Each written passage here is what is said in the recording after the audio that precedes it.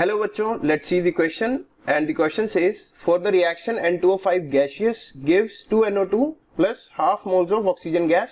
तो एक रिएक्शन दे रखी है और बोल रखा है the value of rate of disappearance, मतलब rate of disappearance of N2O5 दे रखा है कितना 6.25 इंटू 10⁻³ मोल पर लीटर पर second.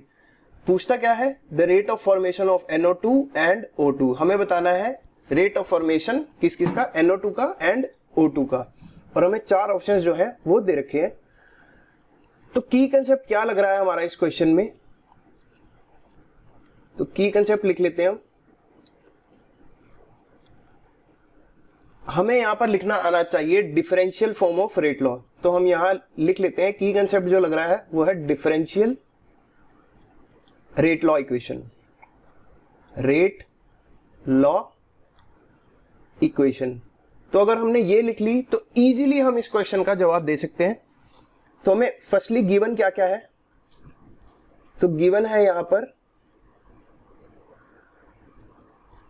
Rate of disappearance of N2O5, मतलब -d/dt ऑफ N2O5 हमें दे रखा है कितना 6.25 इंटू 10⁻³ 6.25 इंटू 10⁻³ यूनिट्स वही है मोल पर लीटर पर सेकंड, मोल पर लीटर पर सेकंड। निकालना क्या क्या है rate of formation of NO2, तो लिख लेते हैं to find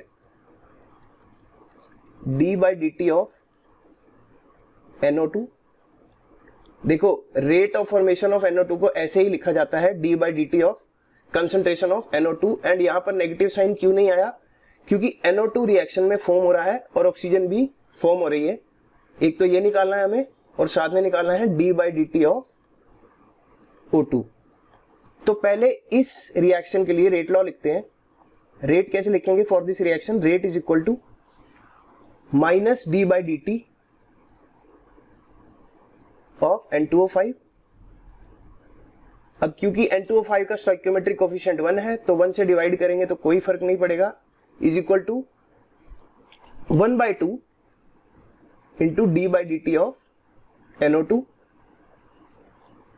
is equal to 1/2। मतलब अगर हम 1 डिवाइडेड बाय इसका स्टोइकियोमेट्रिक कोफिशिएंट करेंगे 1/2 तो 2 अल्टीमेटली ऊपर ही जाएगा, लेकिन हम अभी को लिख लेते हैं। तो यहां पर आ जाएगा d/dt ऑफ ऑक्सीजन।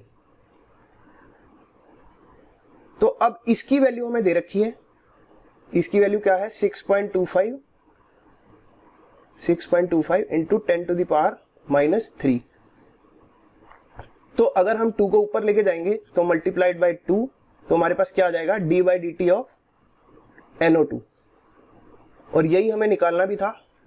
तो इसकी वैल्यू जो है वो आ जाएगी यहां पर हमारे पास 6.25 को 2 से मल्टीप्लाई करो तो आ जाएगा 12.5 इंटू 10⁻³ इसको फर्दर अगर हम सॉल्व करें तो इसको ऐसे लिख सकते हैं, डेसिमल प्लेस को आगे ले आते हैं।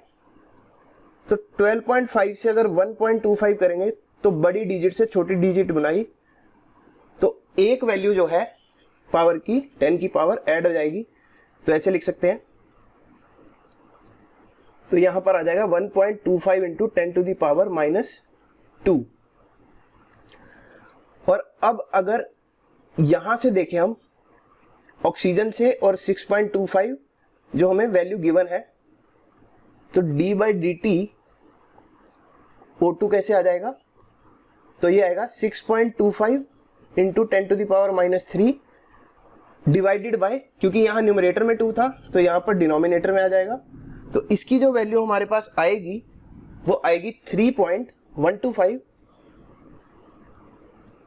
इंटू 10⁻³ एज इट इज रहेगा। तो एक आंसर ये हुआ और एक आंसर हमारा यहां पर ये हो गया।